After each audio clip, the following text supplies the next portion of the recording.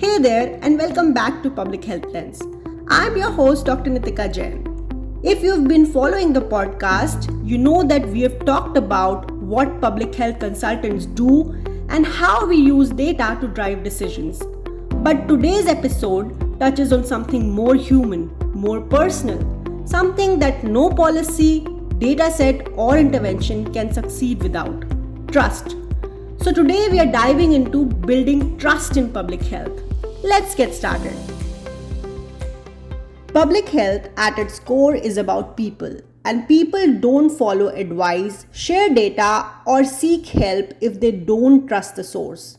You can have the best designed program in the world, the perfect data dashboard, all the funding in place, but if your community doesn't trust the system or the people behind it, it won't work.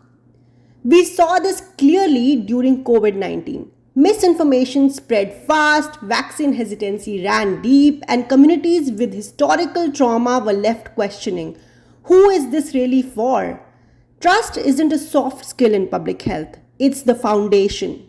To build trust, we need to first understand how it's been broken.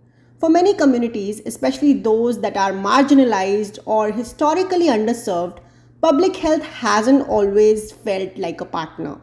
Sometimes it's policies made without community input, health messaging that feels judgmental or out of touch, services that are hard to access or worse, cause harm, and let's not forget the historical trauma, from unethical medical research to systemic neglect.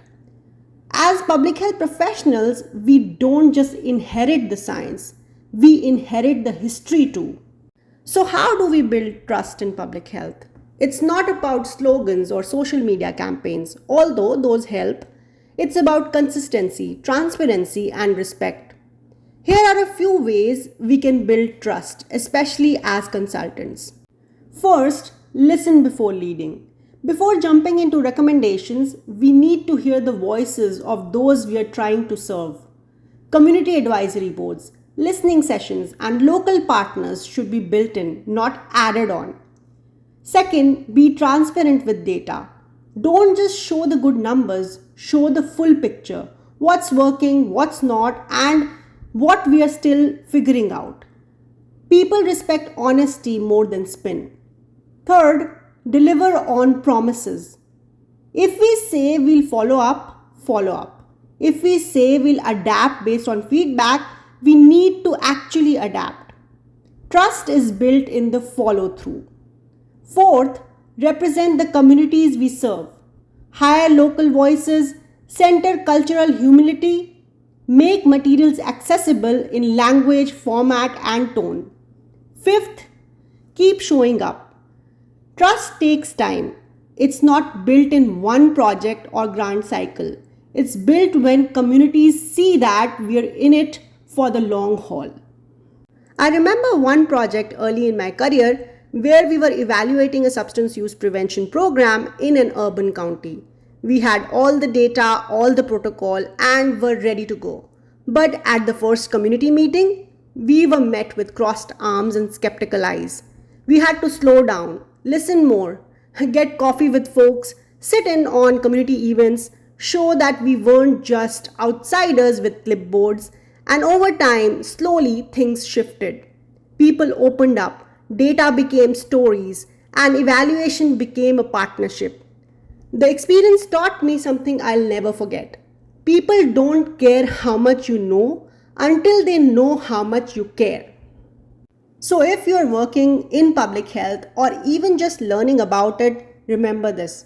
Trust isn't a luxury, it's a necessity. It's built in the small things: how we listen, how we respond, how we show up. And if we want our data, programs, and systems to have impact, we need to earn that trust again and again. Thanks for joining me on this episode of Public Health Lens. Next week, I'll be talking about one of the most misunderstood aspects of public health work: capacity building. What it is, why it matters, and how consultants support it on the ground. If you found this episode helpful, please subscribe, leave a review, or share it with someone who cares about building healthier, more trusted systems. Until next time, stay curious, stay kind, and keep your lens focused on what matters.